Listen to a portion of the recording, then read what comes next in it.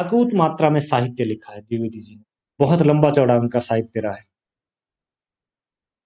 महावीर प्रसाद द्विवेदी हिंदी के पहले ऐसे लेखक थे जिन्होंने केवल अपनी जातीय परंपरा का ही गहन अध्ययन नहीं किया था, बल्कि उसे आलोचकीय दृष्टि से भी देखा था। जातीय परंपरा क्या है? साहित्यकार की जातीय परंपरा क्या होती है? ये शब्द अभी तक किसी को समझ में आया? जातीय परंपरा का क्या अर्थ है? पर जातीय परंपरा का मतलब होता है जो एक विशेष जाति होती है एज ए नेशन, उसकी विचारधारा, उसकी सामाजिक, राजनीतिक, आर्थिक सारी विचारधारा मिला के जो एक विशेष प्रकार की विचारधारा बनती है, उसके समन्वय करके उसका मतलब वो उस एक विशेष जात की एक विशेष विचारधारा जो सब कुछ मिलाकर बनती है एज ए नेशन टाइप। ये शब्द पहले भी आया है, तुलसीदास के बारे में भी आया है, भूषण के बारे में भी आया है, वहां पर भी हमने चर्चा की है इसके बारे में। सर किसी भौगोलिक क्षेत्र के लोगों को विशेष रूप से जो सर एक विशेष तरीके की उनकी मतलब विचारधारा उनकी बन जाती है। हम्म। वो किसी मतलब भी अब वो सर हाँ, वो किसी भी एक व्यवस्था के साथ जुड़ सकती है। यहाँ लेखन कार्य की व्यवस्था है, ठीक है। और इस वजह से महावीर प्रसाद द्विवेदी जी का जातीय संबंध या जातीय परंपरा से संबंध का सीधा सीधा अर्थ क्या हो गया? हिंदी जाति। करेक्ट। धर्म और कास्टिज्म वाली जाति नहीं है। ये जातीय परंपरा का मतलब क्या हो गया? हिंदी की जाति। एक साहित्यकार की जाति उसकी भाषा से तय होती है, उसकी शैली से तय होती है। तो द्विवेदी जी के समय में जो भाषा और जो शैलियां चल रही थी साहित्य की, वही उनकी जातीय जातीय संस्कार है, वही उनकी जातीय परंपरा है। उन्होंने सिर्फ और सिर्फ करेक्ट उन्होंने सिर्फ और सिर्फ हिंदी के आसपास ही रहना स्वीकार नहीं किया, बल्कि और बहुत सारी चीजों को सीखा, समझा, जाना, पहचाना। भारत में प्रचलित दूसरी भाषाओं के बारे में भी अपना अध्ययन जारी रखा और उससे कई सारी जानकारियां जुटाई। और वो कैसे खड़ी बोली में सहायक बन सकती है, उसका प्रयोग मैं कैसे खड़ी बोली के प्रचार प्रसार के लिए, उसका संवर्धन करने के लिए, उसको विकसित करने के लिए कर सकता हूँ, ये करने के लिए उनको क्या करना पड़ा? कई बार अपनी जातीय परंपरा से बाहर भी झांकना पड़ा। साहित्यकार की जातीय परंपरा होती है कि वो साहित्य की रचना करे, वो साहित्य को आलोचना की दृष्टि से देखे, वो शास्त्र को नहीं देखता है। जबकि द्विवेदी जी साहित्य और शास्त्र दोनों पर नजर डालने की कोशिश भी करते हैं और दूसरे लोगों से पेशकश भी करते हैं। वो ये चाहते हैं कि एक साहित्यकार सिर्फ साहित्य ना लिखे, शास्त्र भी लिखे, शास्त्रीय ज्ञान भी जो है अपना साझा करे, क्योंकि उसके पास विशिष्ट शास्त्र ज्ञान होता है। एक्सपर्ट होता है ना, हर कोई व्यक्ति किसी न किसी शास्त्र में एक्सपर्ट होता है। कोई अर्थव्यवस्था में अपने आप को अच्छा खासा रमा सकता है, कोई व्यक्ति ऐसा होता है जो विज्ञान में अच्छी जानकारी जुटाता है, अच्छी जानकारी रखता है, उसको भी वो किसी न किसी माध्यम से अभिव्यक्त करे। वो उसका शास्त्रीय ज्ञान होगा, तो उसने कहीं से किसी प्रकार से, चाहे वो व्यवहार से सीखा है, चाहे वो अकादमिक रूप से सीखा है, चाहे वो किसी रूप से किसी प्रकार से सीखा है, प्रायोगिक तौर पे सीखा है, कैसे भी सीखा, वो उसका शास्त्रीय ज्ञान है। तो द्विवेदी जी का मानना ये था कि एक व्यक्ति साहित्यकार होने के कारण सिर्फ साहित्यिक परंपरा पर ही चले, ऐसा जरूरी नहीं है। वो साहित्य के इतर शास्त्रीय ज्ञान को भी प्रकाशित कर सकता है, शास्त्रीय ज्ञान को भी जो है अभिव्यक्त कर सकता है, उनको लोगों के सामने रख सकता है। इस वजह से कई बार वो इतिहास की आलोचना करते हैं, कई बार वो जो है भौगोलिक परिप्रेक्ष्य में बात करते हैं, साहित्यकार से हट करके। ऐसा उनका एक मिश्रित व्यक्तित्व रहा है साहित्यिक और शास्त्रीय ज्ञान के संबंध में। जातीय परंपरा का तो उनको गहरा अध्ययन है, उनको गहरा ज्ञान है ही है। इसके साथ साथ वो शास्त्रीय ज्ञान को भी महत्व देते हैं और उस तरफ भी अपनी नजर डालते हैं। कई ऐसे लेख आपको सरस्वती पत्रिका में द्विवेदी जी के नाम से देखने को मिलेंगे, जहां पर वो सभ्यताओं के बारे में बात करते हैं, जहां पर वो इतिहास के बारे में बात करते हैं, जहां पर वो भूगोल के बारे में बात करते हैं, जहां पर वो जो है अर्थशास्त्र के बारे में बात करते हैं। तमाम ऐसी चीजें जो शास्त्रीय ज्ञान से निकल कर आती है, उनको भी वो तवज्जो देते हैं, महत्व देते हैं, उनको भी वो आलोचना की दृष्टि से देखते हैं। इसमें क्या सुधार हो सकता है, क्या नया हो सकता है, कैसे हम इसको जो है साहित्य की दुनिया से जोड़ सकते हैं, कैसे हम जो है इसको वर्तमान जीवन के परिप्रेक्ष्य में समझ सकते हैं, देख सकते हैं और इसका प्रयोग कर सकते हैं। ये उनकी समूची आलोचकीय दृष्टि है। साहित्यिक आलोचकीय दृष्टि अलग, समूची आलोचकीय दृष्टि है जो हर चीज में, हर शास्त्र में, हर साहित्य में अपनी सिद्धता साबित करती है। हाँ, मुझे जो है किन संदर्भों में ये चीज याद आती है, मुझे किन संदर्भों में ये चीज अच्छी लगती है, किन संदर्भों में मुझे ये चीज खराब लगती है, इसका हम नवीन तरीकों से कैसे इस्तेमाल कर सकते हैं और पुराने तरीके में क्या परिवर्तन कर सकते हैं। ये तमाम चीजें जो है द्विवेदी जी के रचना संसार में मौजूद है। जब आप इनकी रचनाओं के बारे में जानकारी प्राप्त करते हैं तो हर भाषा में अनुवाद करते हुए दिखाई देते हैं, वो हर विषय पर लिखते हुए दिखाई देते हैं। वो कवियों को भी, जो उनके रचना काल के समकक्ष कवि रहे, उनको वो लिखते हैं कि आप हर चीज पे कविता कीजिए। यहां तक कि वो कहते हैं कि गणित में जो बिंदु का इस्तेमाल किया जाता है, उस बिंदु पर भी कविता लिखी जा सकती है। बिंदु सबसे छोटी चीज का प्रतिनिधित्व है ना, अणु, परमाणु, इन पर भी कविता लिखी जा सकती है। और समुद्र जिसकी कोई थाह नहीं है, उस पर भी कविता लिखी जा सकती है। हर छोटी बड़ी चीज पर कविता लिखी जा सकती है। तो कहने का मतलब क्या हो गया, उनके पास शास्त्रीय दृष्टि भी है, साथ ही साथ साहित्यकार की दृष्टि भी है। दोनों दृष्टियां उनके यहां पर मौजूद है। द्विवेदी जी ने केवल कविता, कहानी, आलोचना आदि को ही साहित्य मानने से इनकार कर दिया। वो मानते हैं कि अर्थशास्त्र, इतिहास, पुराण तत्व, समाज शास्त्र आदि विषयों पर भी, हाँ, ये महावीर प्रसाद द्विवेदी जी का प्रसिद्ध कथन है, आदि विषयों को भी साहित्य के दायरे में रखते हैं। वो ये कहते हैं कि शास्त्रीय ज्ञान का सरलीकरण साहित्य में देखा जाना चाहिए। और एक व्यक्ति, क्या चीज, एक सेकंड, आपका क्वेश्चन क्या था, मिस हो रहा है। शास्त्रीयता का अर्थ वैज्ञानिक होगा, जहां पर आपको ज्ञान प्रदान किया जाता है किसी माध्यम से, जैसे इतिहास का ज्ञान हो गया, अर्थशास्त्र का ज्ञान हो गया, राजनीति का ज्ञान हो गया, समाज शास्त्र का ज्ञान हो गया। ये सारे के सारे क्या है, शास्त्र है। और शास्त्र और साहित्य में आपको अंतर एक दिन बताया था कि एक नीरस होता है, एक सरस होता है। साहित्य सरस होता है, शास्त्र नीरस होता है। साहित्य में कल्पनाएं होती है और शास्त्र में तथ्य होते हैं, वैज्ञानिकता होती है उसमें, उसको प्रस्तुत करने का तरीका अलग होता है। मतलब आप जो भी नॉलेज प्राप्त करते हैं ना किसी चीज के बारे में, वो क्या है, जो बुद्धि से निर्मित है वो शास्त्र है। और जो आपके हृदय से निर्मित है, जो आपकी भावनाओं का, हाँ, जस्ट लाइक फैक्ट्स, जैसे आपकी भावनाओं का चित्रण किया जाता है, जैसे आपकी भावनाओं को प्रेषित किया जाता है, प्रकाशित किया जाता है, वो फिर साहित्य में आता है।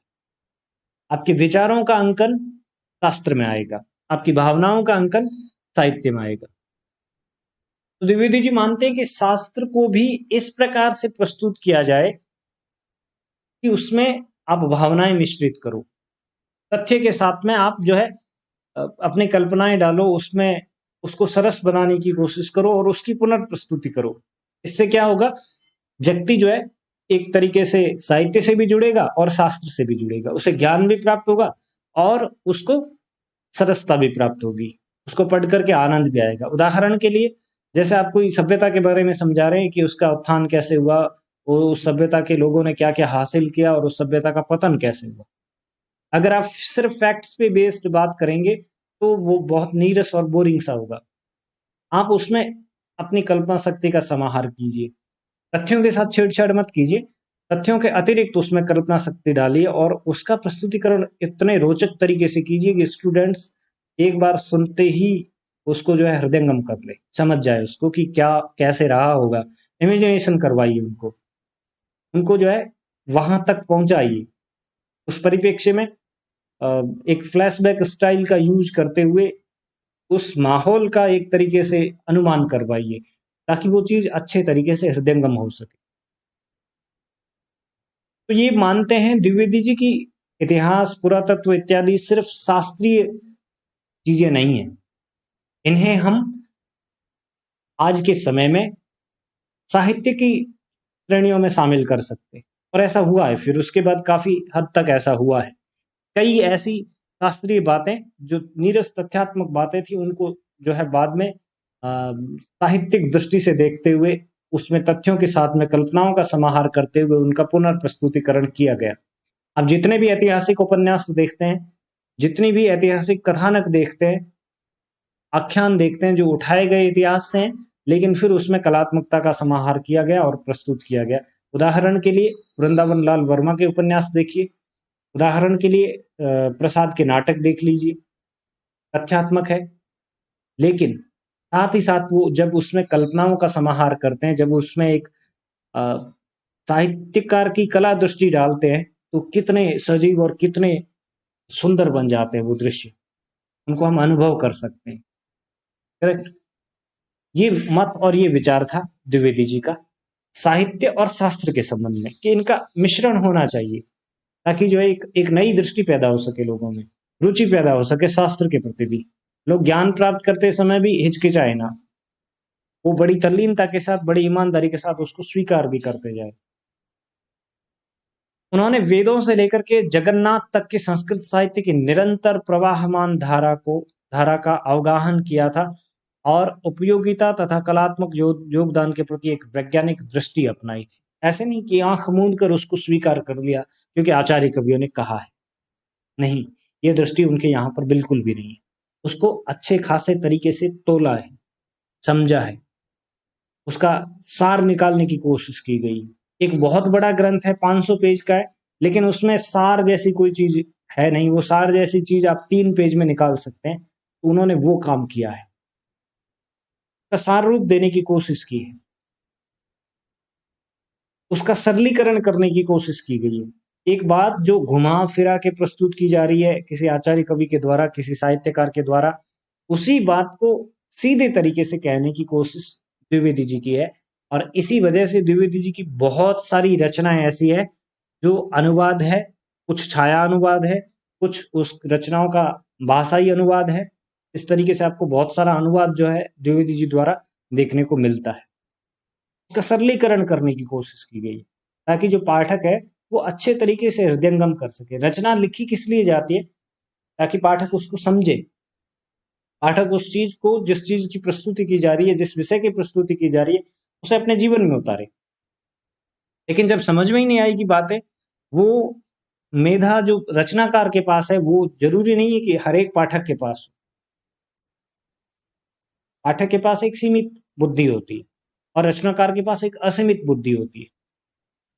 रचना को समझने के लिए पाठक कोशिश करता है, अलग अलग प्रयास करता है, अलग अलग चीजों के माध्यम से, कभी अर्थ ढूंढ करके लाता है, कभी अर्थ समझने की कोशिश करता है, कई बार बिना अर्थ समझे ही उसको जो है निरंतर करता है कि हाँ बाद में समझ में आ जाएगा।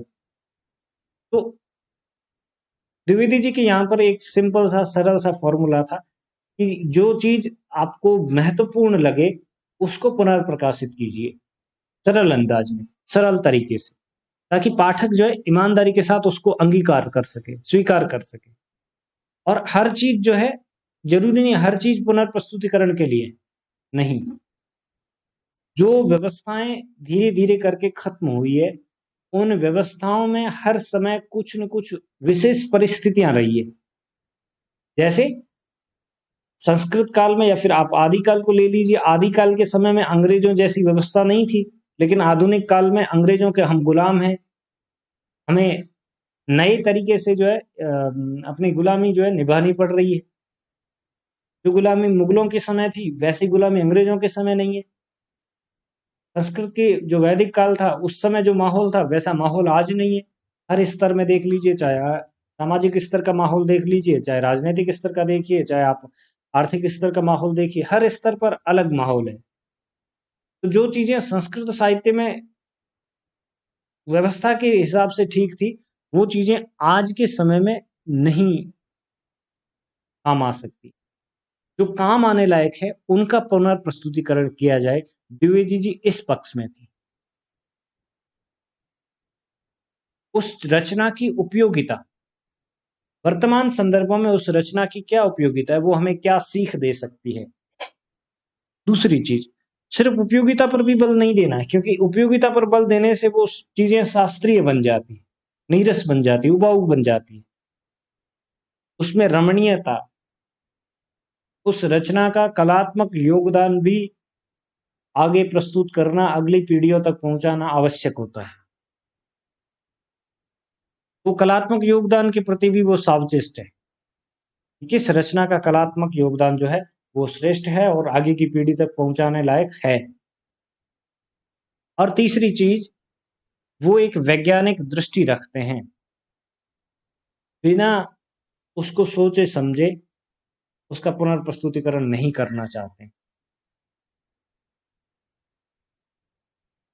कई बार ऐसा भी होता है कि साहित्यकार जिस चीज को प्रस्तुत करता है वही आगे चल करके एक कुरीति बन जाती है।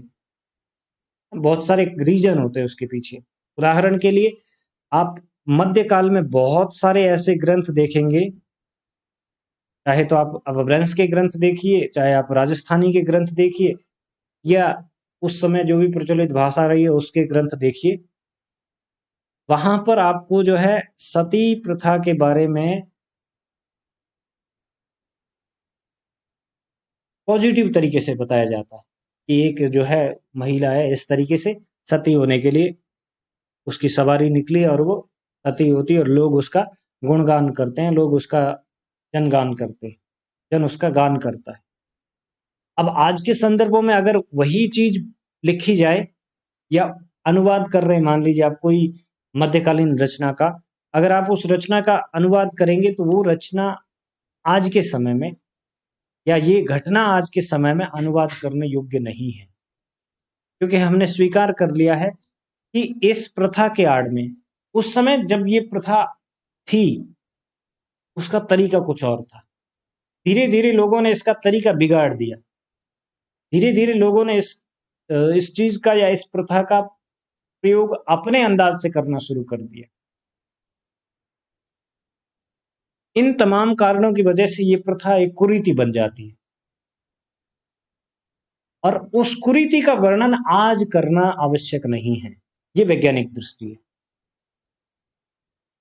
इस समय ये प्रथा शुरू हुई है, उस समय हो सकता है बिल्कुल सही हो, उस समय उसका अंदाज कुछ और रहा होगा। जैसे जैसे लोकतंत्र शुरू हुआ तो लोकतंत्र का अंदाज कुछ और ही था, लेकिन धीरे धीरे करके ये लोकतंत्र जो है लोग अपने लिए प्रयोग करने लग जाते हैं। उसमें तमाम तरीके की कुरीतियां बैठ जाती है, उसमें तमाम तरीके की अव्यवस्थाएं घर कर जाती, लोग जो है उसका तोड़ निकाल लेते हैं। जैसे कानून बनाया तो बहुत सारे लोग कानून का दुरुपयोग भी करते हैं, उसका कोई न कोई तोड़ निकाल लेते हैं। ठीक वैसे इन चीजों का वर्तमान परिप्रेक्ष्य में समझाना, पुनर्प्रस्तुतिकरण करना है कि नहीं है, ये वैज्ञानिक दृष्टि है। ये सोचना, ये समझना और ये विश्लेषण करना कि ये चीजें पुनर्प्रस्तुतिकरण करने के लायक है कि नहीं है, आधुनिक संदर्भों में इसका क्या महत्व है, इसका किया जाना चाहिए कि नहीं किया जाना चाहिए, ये सब दृष्टि एक साहित्यकार के भीतर होनी चाहिए, जो वैज्ञानिक दृष्टि कहलाती है। मुझे किस तथ्य के साथ खड़ा होना है, किस तथ्य के साथ नहीं, कौन सा निरीकल्पना है और कौन सा जो है तथ्य है वो वास्तव में देखा जाए तो जन सामान्य पर काम करता है, उसके जीवन को प्रभावित कर सकता है। सकारात्मक प्रभाव वाली चीजों को प्रकाशित करना है, पुनर्प्रचारित करना है, ऐसी उनकी दृष्टि थी। क्यों? क्योंकि द्विवेदी काल में भारतेंदु काल के अनुवाद का अगला स्टेप आ चुका है। भारतेंदु काल के रचनाकारों ने अनुवाद करते समय ये ध्यान नहीं दिया, तो वैज्ञानिक दृष्टि होनी चाहिए थी, उस पर ज्यादा गौर नहीं किया। जिस रचना का कलात्मक तेवर अच्छा है, जिस रचना का प्रसारण अच्छा है, जिस रचना को लोग पसंद करते हैं, उस रचना का धनाधन तरीके से अनुवाद हुआ है। द्विवेदी युग में आकर के ये ठहराव हुआ, उसे एक वैज्ञानिक दृष्टि से तोलने की कोशिश की गई है कि हाँ, एक रचना जो पुनर्प्रस्तुतिकरण करने के लायक है कि नहीं है, कौन सी चीजें हैं, कौन सी चीजें नहीं है, इस पर भी काफी जो है काम किया गया, इस पर भी काफी बहसें हुई। उन्होंने श्रीहर्ष के संस्कृत महाकाव्य नैषधीय चरितम पर अपनी पहली आलोचना पुस्तक नैषध चरित चर्चा लिखी। 1899 में, जो संस्कृत साहित्य पर हिंदी में पहली आलोचना पुस्तक भी है। द्विवेदी जी की पहली आलोचना पुस्तक नैषध चरित चर्चा किस पर लिखी गई है? श्रीहर्ष की रचना है नैषधीय चरितम, उस पर आधारित है, 1899 में प्रकाशित हुई, और संस्कृत साहित्य पर हिंदी में पहली आलोचना पुस्तक भी है। संस्कृत के कुछ महाकाव्यों के हिंदी में औपन्यासिक रूपांतरण भी किए गए। कुछ संस्कृत के महाकाव्यों को उपन्यास की तरह बना करके प्रस्तुत किया गया, जिसमें कालिदास का रघुवंश है, कुमार संभवम है, मेघदूत है, और किरातार्जुनीयम है भारवी का। इन रचनाओं के उपन्यासिक संस्करण द्विवेदी काल में आए। क्योंकि ये सारी की सारी संस्कृत की रचनाएं, इनकी भाषा शैली और सब कुछ जो है काफी पुराना था। आधुनिक काल के संदर्भों में अगर देखा जाए तो इतने पढ़े लिखे और इतने संस्कृत के ज्ञाता लोग नहीं थे। जिन्होंने पढ़ रखा था उन्हें पता था।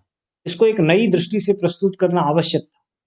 जैसे आज के समय में भी ये डिमांड है कि रघुवंश, कुमार संभव, मेघदूत इत्यादि जो ग्रंथ है, बड़े बड़े ग्रंथ है संस्कृत के, महान ग्रंथ जिनको माना जाता है, उन ग्रंथों का आज की भाषा में अनुवाद होना चाहिए।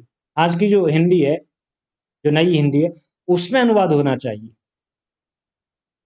ताकि लोग जो है जुड़ सके, उस रचना की प्रवृत्ति से जुड़ सके, पहली चीज तो। और दूसरी चीज, उस विधान से जुड़ सके। उस रचनाकार के रचना विधान से परिचित होना जरूरी है हर समय के लोगों के लिए। जो रचनाएं प्रसिद्ध रहती है, उन रचनाओं की रचना विधान के साथ में एक विशेष कालखंड के पाठक को जुड़ना आवश्यक हो जाता है। तभी उसके अंदर जो है एक रचनात्मक प्रक्रिया काम करना शुरू करती है।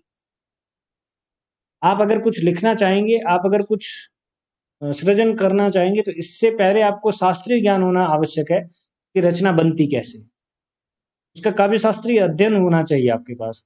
जब आप बहुत सारी रचनाओं को पढ़ते हैं तो आपके अंदर एक दृष्टि विकसित होती है, आपके अंदर एक उस ऊर्जा का प्रभाव होता है जो आपकी रचनात्मकता को तीव्र करता है, तेज बनाता है। वो होना आवश्यक है। अगर आप पढ़ेंगे ही नहीं कुछ भी, आपकी जातीय परंपरा का कुछ भी नहीं पढ़ेंगे, ये है जातीय परंपरा। इसको आप इतने इजी तरीके से ऐसे समझ सकते हैं, जैसे मान लीजिए मैं उपन्यास लिखना चाहता हूँ, मेरे से पहले किसने उपन्यास लिखे हैं, किस तरीके से लिखे हैं, कौन कौन से प्रकार के उपन्यास है, कौन कौन सी शैलियां हैं उपन्यास की, कैसे प्रस्तुतिकरण किया जा सकता है, ये सब कुछ मुझे सीखना चाहिए। ये मेरी जातीय परंपरा है, करेक्ट। वो पैटर्न समझना आवश्यक है। जिस पैटर्न में मैं लिखना चाहता हूं, वो सब कुछ जानना, हाँ बिल्कुल, ये जातीय परंपरा का ही हिस्सा है। और इसी वजह से शायद इतनी महान दृष्टि थी द्विवेदी जी की, उन्होंने संस्कृत के महाकाव्यों का, ध्यान रखिए ये संस्कृत के महाकाव्य है, इन महाकाव्यों को उपन्यास की तरह प्रस्तुत किया, ताकि उस समय का पाठक जो है इस रचनाओं के विधान से जुड़ सके। कहानी को प्रेजेंट कैसे करना है ये सीख सके, कहानी में मोड़ कैसे लेकर आना है ये सीख सके। तमाम चीजें जो इस परंपरा से जुड़ती है, उन तमाम चीजों को सिखाने के लिए इनको एक नए तेवर के साथ प्रस्तुत करना अति आवश्यक था, और आज के समय में और भी ज्यादा अति आवश्यक है, जब लोग जो है सिर्फ और सिर्फ नेटफ्लिक्स, अमेजन, वेब सीरीज, इन पे डिपेंडेंट है। अगर ऐसे में अगर धीरे धीरे करके साहित्य अपना स्थान खोता जा रहा है, खोता जाएगा, तो निकट भविष्य में भावनात्मक रूप से इंसान बहुत कमजोर हो जाएगा। क्योंकि वहां पर आप जो देख रहे हैं ना टीवी स्क्रीन पर, वो सारा का सारा आपको भावनात्मक रूप से कमजोर ही कर रहा है, धीरे धीरे मजबूत नहीं बना रहा है आपको, जो है एक जड़ चीज बनाता जा रहा है वो धीरे धीरे। जैसे एक टाइम था जब टीवी के स्क्रीन पर किसी को गोली मारी और खून बह रहा है, तो आसपास बैठे हुए लोग जो स्क्रीन को देख रहे हैं उनको उल्टियां होना स्टार्ट हो जाती थी, क्योंकि वो दृश्य ही विभत्स का है। ऐसा होना लाजमी है। लेकिन आज पूरी वेब सीरीज में, जिसको आप 8-10 दिन से कंटिन्यू देख रहे हैं, पूरी वेब सीरीज में गले काटे जा रहे हैं, खून बहाया जा रहा है, और आप पर कोई असर नहीं पड़ता। रीजन क्या है? धीरे धीरे धीरे धीरे आपको आदत लग चुकी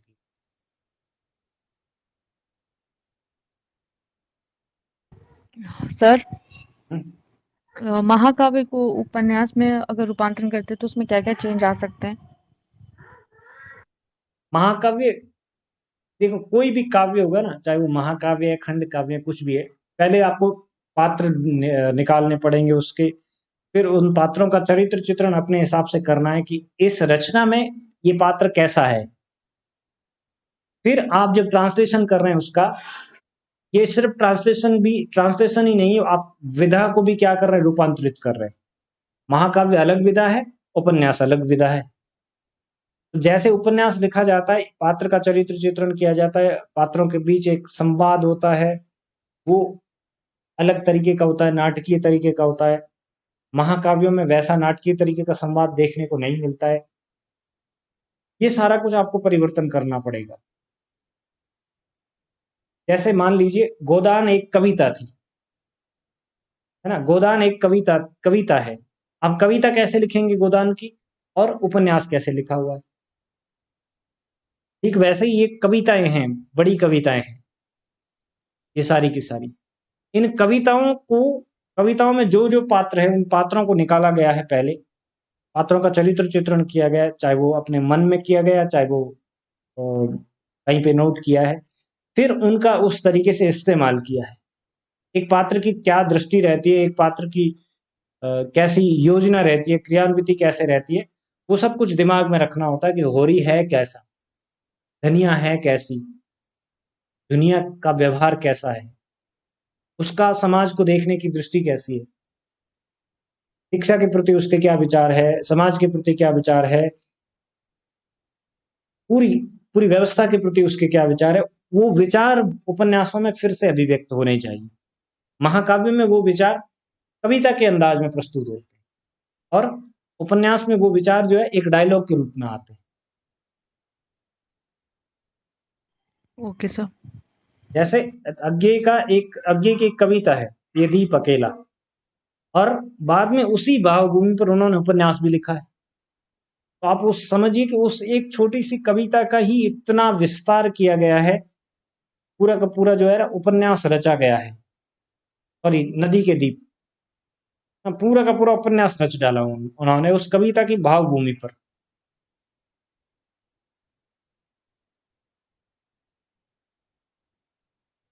नदी के द्वीप, करेक्ट।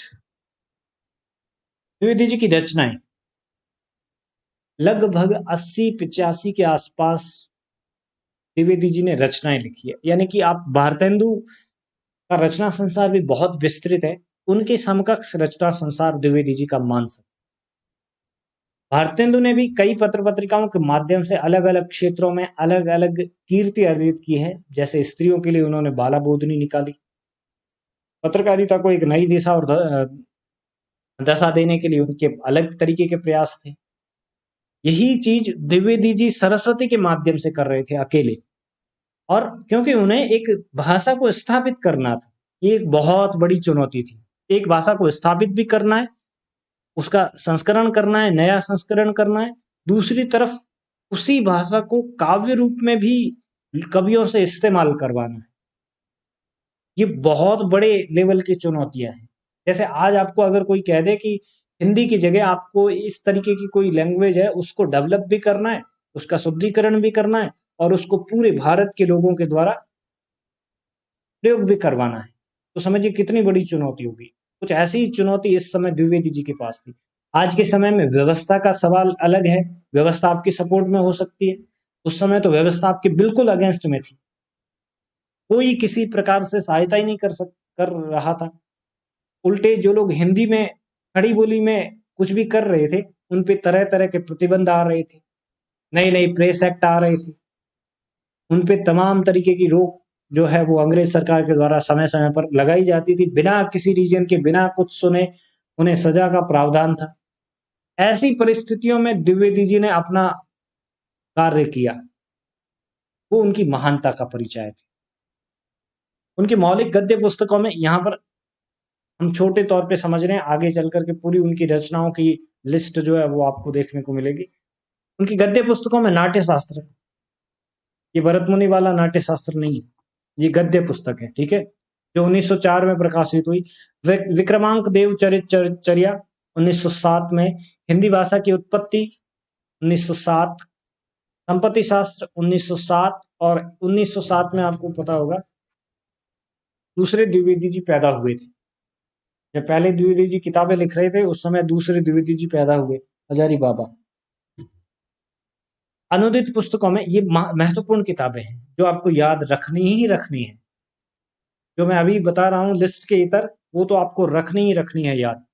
अनुदित पुस्तकों में शिक्षा नाम से एक पुस्तक आई थी, हर्बर्ट स्पेंसर के एजुकेशन का ही ये अनुवाद था जो 1906 में प्रकाशित हुई।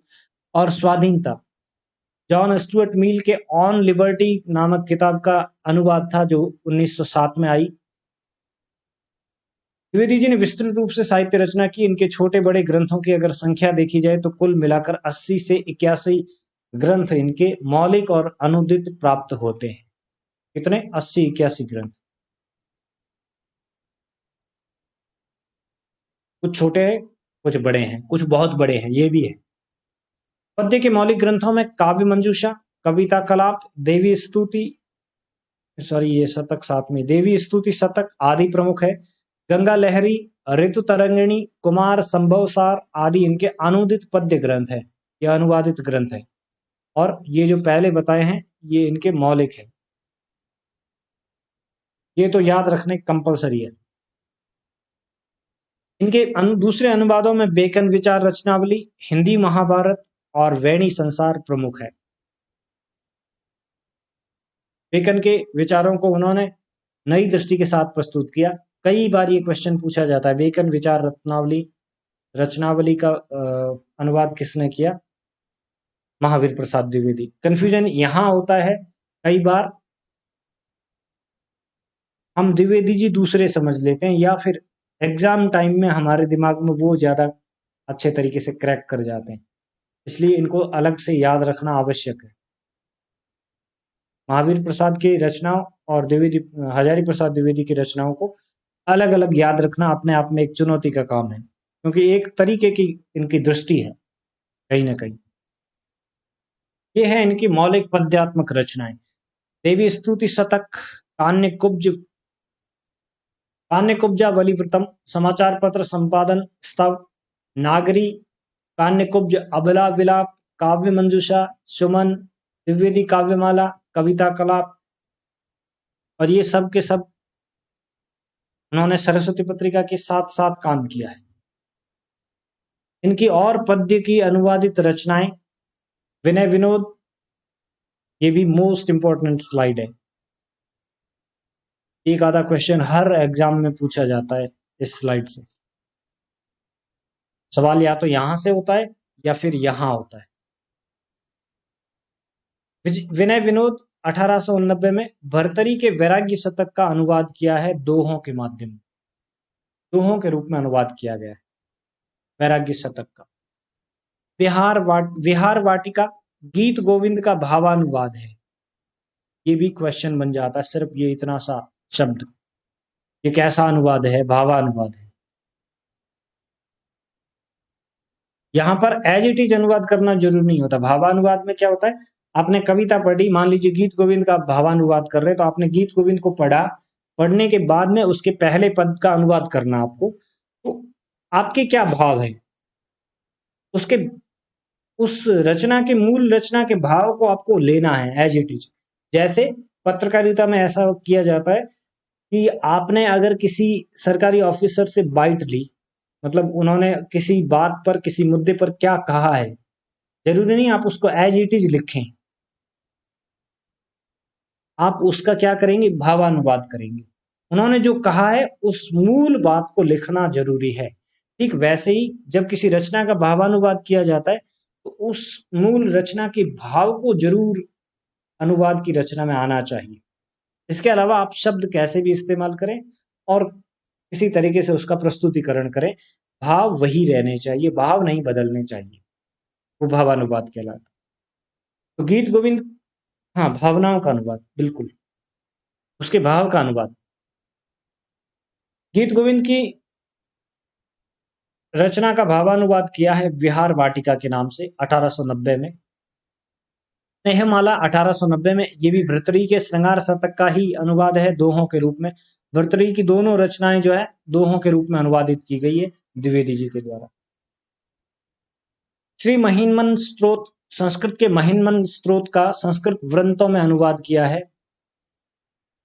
गंगा लहरी जो कि जगन्नाथ की प्रसिद्ध रचना है, उसका सवैयों के रूप में अनुवाद किया गया। ऋतु तरंगिणी जो कालिदास की ऋतु संहार का छाया अनुवाद है। छाया अनुवाद में उसके पास छूट होती है कवि के पास में कि वो भावानुवाद से थोड़ा इतर जा सकता है, आसपास की बातें लिख सकता है, जो उसके भाव है उसको भी मूल कवि की रचना के भावों के साथ में मिला सकता है। वहां पर भाव संधि होना आवश्यक है। करेक्ट, ये छाया अनुवाद कहलाता है। सोहाग रात जो कि अप्रकाशित है, इसको भी जरूर याद रखना, अप्रकाशित रचना है ये। बायरन के ब्राइडल नाइट का छाया अनुवाद है। पाश्चात्य लेखक ब्राइडल नाइट रचना है बायरन की, इसका अनुवाद किया था, छाया अनुवाद है ये जो अप्रकाशित है। सोहाग रात ये जरूर ध्यान में रखना। कालिदास के कुमार संभवम के पहले 5 सर्गों का सारांश, यहां से भी क्वेश्चन है। कुमार संभव सार, सिर्फ पहले 5 सर्गों का जो है सारांश प्रस्तुत किया कुमार संभव सार में, जो 1902 में प्रकाशित हुई थी। सोहाग रात अप्रकाशित है। किसका छाया अनुवाद है? वो बायरन की ब्राइडल नाइट का छाया अनुवाद है। उसको किस नाम से प्रकाशित करने की योजना थी? सोहाग रात के नाम से, लेकिन वो अप्रकाशित है। इसको जरूर याद रखिएगा क्योंकि अप्रकाशित ग्रंथ है, पूछा जाता कई बार। कुछ रचनाकारों की अप्रकाशित कृतियां भी उनको जो चर्चा में लाकर रख देती। क्लियर? तो ये जो स्लाइड है बहुत इंपॉर्टेंट है, इससे एक आधा क्वेश्चन पूछा जाता है जनरली बड़े एग्जाम्स में। मौलिक गद्य रचनाएं द्विवेदी जी की: नैषध चरित चर्चा, तरुणोपदेश, हिंदी शिक्षावली तृतीय भाग, समालोचना, ये ऐसे ग्रंथ थे जो शास्त्रीय टाइप के ग्रंथ थे। वैज्ञानिक कोश, नाट्यशास्त्र, ये नाट्यशास्त्र फिर से आया है, पहले इसके बारे में बात की हमने। विक्रमांक देव चरित चर्चा, हिंदी भाषा की उत्पत्ति, संपत्ति शास्त्र, ये भी इंपॉर्टेंट है।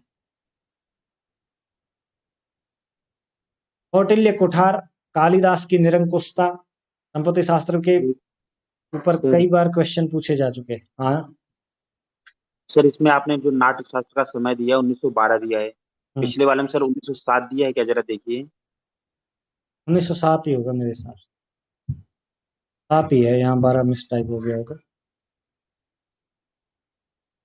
4 1904 है सर। 4 है, 1904 ही है।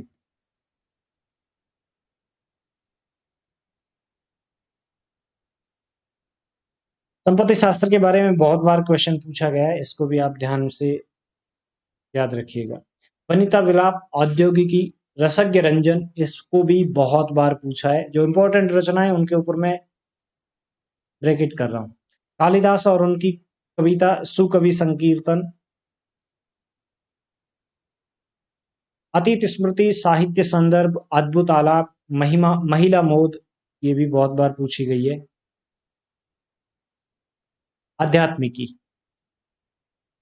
ये इनकी मौलिक गद्य रचनाएं हैं।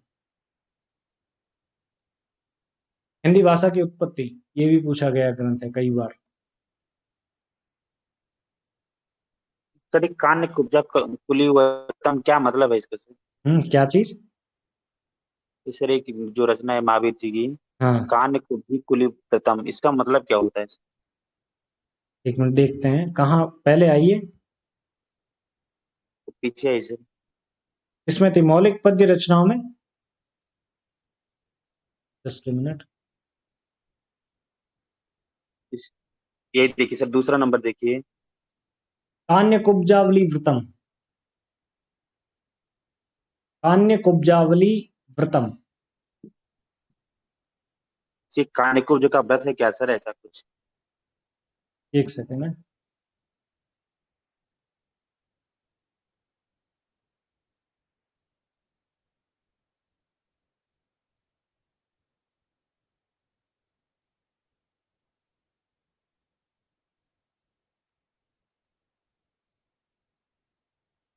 कृष्ण जब वापस जाते हैं ना ब्रज प्रदेश से, और वो वहां के राजा बन जाते हैं मथुरा मथुरा के, तो वहां उनकी एक प्रेमिका होती है, कुब्जा। उस कुब्जा का प्रेम अलग प्रकार का है और गोपियों का प्रेम अलग प्रकार का है। उनके प्रेम की दृष्टि, उनके प्रेम का संसार, गोपियों के प्रेम की दृष्टि और गोपियों के प्रेम का संसार अपने आप में पृथक है थोड़ा सा। गोपियों में वो अधिकार भावना नहीं थी, लेकिन कुब्जा की शुरुआत से ही अधिकार भावना रही है। वहां पर उसके कुछ निजी हित रहे हैं। निजी हित मतलब कि कृष्ण सिर्फ और सिर्फ मेरे हो, और इस संदर्भ में वो कई सारी कुटिल चालें भी चलती है। जैसे कुब्जा का नाम ही अपने आप में क्या बन गया बाद में सामाजिक लोगों के लिए, जो कुटिल नीति चलता है या जो कुटिल चालें चलता है या कुटिल दृष्टि रखता है किसी के प्रति, उसको कुब्जा कहते हैं आजकल सामाजिक लोग। तो कुब्जा का जो व्यवहार था ना, वो कृष्ण के प्रति एक अलग ही प्रकार का व्यवहार था। वो उन पर एकाधिकार करना चाहती थी प्रेम के कारण, और कोई रीजन नहीं है एकाधिकार करने का, लेकिन प्रेम के कारण वो ऐसा करना चाहती थी। और गोपियों को भी इस संदर्भ में उसने कई बार संदेश भेजे कृष्ण की तरफ से कि कृष्ण जो है अब तुमको भूल चुके हैं, क्योंकि मैं यहाँ पर उसका ख्याल रखने वाली हूँ। बाद में गोपियों को भी इससे चिढ़ हो जाती। भ्रमर गीत सार जब आप पढ़ते हैं तो आप देखेंगे वहां पर तो उनको हाँ सर, कुब्जा के उसमें प्रति एक चर्चा चिढ़, होती है। हाँ, कुब्जा के प्रति उनके मन में एक चिढ़ पैदा हो जाती कि मैं, हम कृष्ण से इतना लगाव रखती थी, कृष्ण के बताए मार्ग पे चली हैं। कृष्ण जो है उस एक कुब्जा जो दासी है वहां कृष्ण की, उस कुब्जा के प्रेम में फंस कर रह गए, जो कि सुंदर भी नहीं है। कुब्जा का शरीर जो है वो टेढ़ा मेढ़ा शरीर था उसका। हाँ, उसको अस्थि दोष था। तो ऐसे टेढ़े मेढ़े शरीर वाली, जो कि सुंदर भी नहीं है, सुशील भी नहीं है, अच्छी भी नहीं है, कैसा प्रेम करती होगी कृष्ण से। उसके प्रेम में इतने वशीभूत हो गई कि कृष्ण वहीं जाकर के बस गए। कुब्जा के मन में कृष्ण के मथुरा आने के बाद जो भावनाएं हैं, जो विचार है कि मैं यहां से वापस कृष्ण को किसी प्रकार जाने नहीं दूंगी, गोपियों के पास ब्रज क्षेत्र वापस कैसे भी नहीं जाने दूंगी, कोई भी कारण हो, मैं कृष्ण को यहां से हिलने तक नहीं दूंगी। ये उसका व्रत रहा था। और इसी पूरे के पूरे इसी घटनाक्रम को जो है इन्होंने इस रचना में लिखा है। और सर ये जो कानिकुब्ज जो अबला विलाप है, वो भी इसी से रिलेटेड है क्या सर? हाँ, इसी से रिलेटेड है। अबला विलाप तो गोपिकाओं की स्थितियों का चित्रण है, और यहाँ पर कृष्ण और कुब्जा का चित्रण है। यहाँ कुब्जा का सिर्फ वो व्रत है जिसका रचनाकार ने चित्रण किया। ये रचनाएं बहुत छोटी छोटी सी है।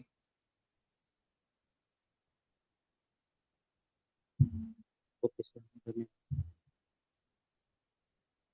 जिन पे ब्रैकेट लगा रखे हैं वो जरूर याद रखें, पूछी जाती है। इनका नहीं पूछा जाता कि इसकी पाठ्य सामग्री क्या है या विषय वस्तु क्या है। विषय वस्तु नहीं पूछी जाती इन रचनाओं की। जनरली आधुनिक काल के उपन्यासों की, कहानियों की विषय वस्तु या नाटकों की विषय वस्तु पूछी जाती है। बाकी रचनाओं की विषय वस्तु पे ज्यादा फोकस नहीं रहता है। मौलिक गद्य रचनाएं: वैचित्र्य चित्रण, साहित्यालाप, विज्ञ विनोद, कोविद कीर्तन, विदे, विदेशी विद्वान, प्राचीन चिन्ह, चरितचर्या, पुरावृत, दृश्य दर्शन, आलोचनांजलि। एक भी रचना के बारे में कभी क्वेश्चन नहीं पूछा गया है। हालांकि इनकी मौलिक गद्य रचनाएं हैं, फिर भी साहित्यालाप को कई बार मिलान वाले प्रश्न जो आते हैं ना, उनमें जरूर देखा है, वो भी नेट के एग्जाम में। बाकी एक भी रचना के बारे में कोई क्वेश्चन इनमें से नहीं देखा है। चरित्र चित्रण, पुरातत्व प्रसंग, साहित्य सीकर, विज्ञान वार्ता, इन दोनों को याद रखना। वाग विलास, संकलन और विचार विमर्श, ये भी इंपॉर्टेंट है। बाकी इतनी सारी रचनाएं हैं द्विवेदी जी की, इनसे नहीं पूछे जाते क्वेश्चन, पता नहीं क्या कारण रहे। लेकिन कुछ कुछ रचनाएं जो है ना, जिनको मैंने अलग से लिखा है, स्लाइड से हटके लिखा है या जिन पे ब्रैकेट किया है, उन रचनाओं को जरूर याद रखना कि ये, और इतना ही याद रखना कि ये द्विवेदी जी की रचना है। और द्विवेदी जी कौन से? महावीर प्रसाद द्विवेदी। बाकी कुछ भी याद रखने की जरूरत नहीं है, नहीं पूछी जाती। द्विवेदी जी से ज्यादा क्वेश्चन जो पूछे जाते हैं ना, वो सरस्वती पत्रिका से रिलेटेड क्वेश्चन होंगे। हिंदी भाषा की उन्होंने कैसे खिदमत की है, कैसे सेवा की है, कैसे उसका विकास किया है, इस संदर्भ में क्वेश्चन पूछा जाता है। या कुछ उनके जो अनुवाद है ना, बेसिकली भारतीय भाषाओं के अतिरिक्त और भारतीय भाषाओं के अनुवाद संस्कृत के काव्य ग्रंथों का, वो पूछे जाते हैं। उनकी मौलिक रचनाओं के बारे में बहुत कम क्वेश्चन रहते हैं, एक आधी रचना के नाम पूछे जा सकते हैं। गद्य रचनाएं अनुदित है ये सारी की सारी। भामिनी विलास जगन्नाथ, पंडित राज जगन्नाथ के भामिनी विलास का ही अनुवाद है। अमृत लहरी, ये भी जगन्नाथ के यमुना स्रोत का ही भावानुवाद है। लेखन विचार रचनावली, ये रत्नावली लिख दिया यहाँ पर। कुछ जगह पर आपको कुछ किताबों में रत्नावली मिलता है, कुछ जगह पर रचनावली मिलता है। रचनावली याद रख लीजिएगा, ज्यादा आसान रहेगा। लेखन विचार रचनावली लेखन के प्रसिद्ध निबंधों का अनुवाद है। एक किताब में मिसप्रिंट हुआ, उसके बाद सभी किताबों में ये मिसप्रिंट देखने को मिलता है। शिक्षा नाम से किताब आई थी, जो कि हर्बर्ट स्पेंसर के एजुकेशन नाम की किताब का ही अनुवाद है। गद्य रचनाएं हैं, ये निबंध जैसे संकलन है। स्वाधीनता 1907, जॉन स्टुअर्ट मिल के ऑन लिबर्टी का अनुवाद गद्य में। जल चिकित्सा, जर्मन लेखक लुई कोने की जर्मन पुस्तक के अंग्रेजी अनुवाद का अनुवाद है। हिंदी महाभारत कथा का हिंदी रूपांतरण है, ये सरल रूपांतरण है हिंदी महाभारत। बाल महाभारत भी है, वो अलग है।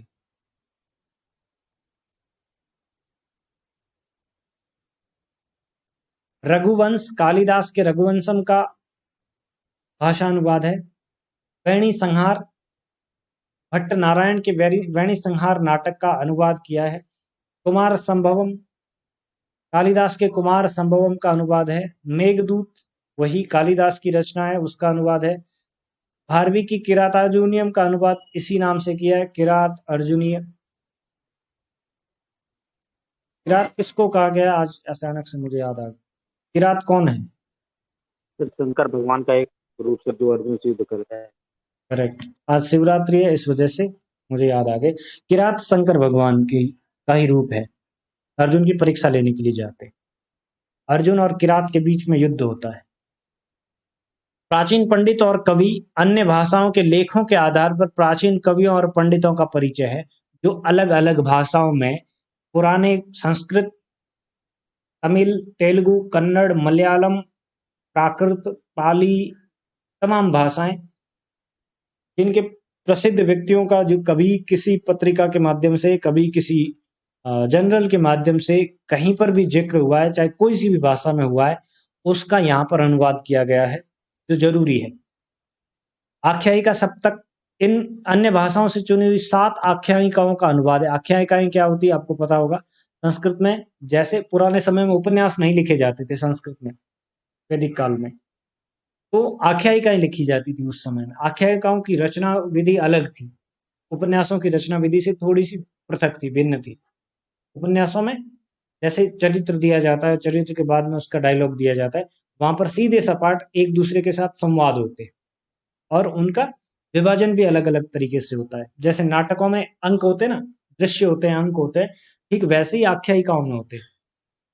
वहां पर वृत्त जैसी चीजें चलती है, जैसे नाटकों में अंक चलते हैं ना, वैसे ही। तो आख्यायिकाओं, चुनी हुई 7 आख्यायिकाओं के, हाँ लगभग वैसा ही रूप होता है आख्यायिकाओं का, छायानुवाद है। ये सारी की सारी याद रखना जरूरी है, क्योंकि द्विवेदी जी की अनुदित रचनाओं पर ज्यादा फोकस रहता है, जैसे भारतेंदु की भी अनुदित रचनाओं पर ज्यादा फोकस रहता है। पता नहीं किस वजह से या क्या पैटर्न है, हो सकता है रीजन इसके पीछे ये रहा है कि मूल रचनाएं बहुत पहले पूछी जा चुकी है, कंटिन्यू लगातार, अब उनका ध्यान इस तरफ रहता है। यहाँ एक चीज और गौर करने वाली है, सिर्फ उसका नाम नहीं पूछा जाता, कई बार ये भी पूछा जाता है कि ये किस मूल कवि की रचना है। जैसे भामिनी विलास नाम से पूछ लिया कि भामिनी विलास नाम से द्विवेदी जी ने अनुवाद कार्य किया, ये किस कवि की मूल रचना है? तो आपको उत्तर लिखना है पंडित जगन्नाथ। या पूछा जाता है अमृत लहरी नाम से पंडित जगन्नाथ की रचना का अनुवाद द्विवेदी जी ने किया है, इस रचना का मूल नाम क्या है? तो आपको यमुना स्रोत याद रखना है। सर हाँ। सर आप जो बता रहे थे सिर्फ बेकन विचार रत्नावली, सर शुद्ध है कि बेकन विचार रचनावली? शुद्ध अशुद्ध का तो मुझे एग्जैक्ट नहीं पता है, लेकिन कुछ किताबों में रचनावली है, कुछ में रत्नावली है। एक बार मुझे याद आ रहा है, द्विवेदी जी को पढ़ा रहे थे यूनिवर्सिटी में, तो सर ने ये बताया था कि रचनावली सही है, रत्नावली जो है ना एक बार मिसप्रिंट हुआ, उसके बाद ये एक तरीके से वो बन गया, पैटर्न बन गया। अब सब लोग रत्नावली छाप रहे हैं। उन्होंने कहा कि इसको इसको हम पुष्ट भी कर सकते हैं कि ये शुद्ध कैसे है। कि बेकन के विचार जो है रत्नों की तरह, उसको पंक्तिबद्ध, उसको एक सीरियल वाइज लिखा गया है इस पुस्तक में, इसलिए रत्नावली भी शुद्ध है, उनका ये कहना था। लेकिन है एक्चुअली रचनावली, वो एक बार मिसप्रिंट हुआ, उसके बाद वो कंटिन्यू मिसप्रिंट जो था वो सही बन गया। तो कुछ भी कह लीजिए, कोई फर्क नहीं पड़ता। ये ध्यान रखना है कि बेकन के विचारों को निबंधों की तर्ज पर, निबंधों की तरह इस पुस्तक में रखा गया है।